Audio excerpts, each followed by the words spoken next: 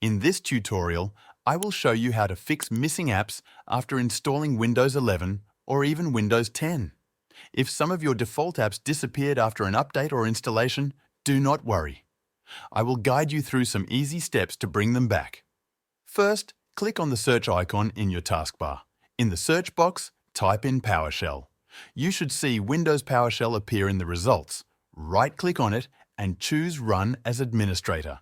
If a message pops up asking for permission, just click Yes. Now, you will need a special command to reinstall the missing apps. I will leave this command in the description below the video. Go ahead and copy that command.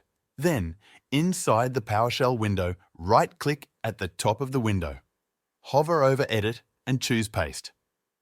Once the command is pasted, press Enter on your keyboard. Give it some time to run. After it finishes, you can close PowerShell.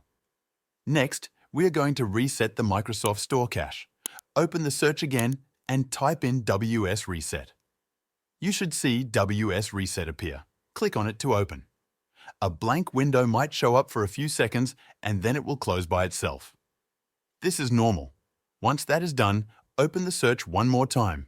This time, type CMD.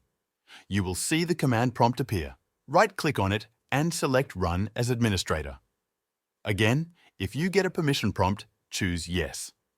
Inside the command prompt window, type the following command carefully. Type SFC, put a space, and then type Scano as one word. So it should look like SFC space Scano. Then hit Enter.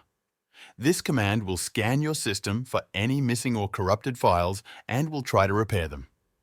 It can take a while, so please be patient and let it complete fully.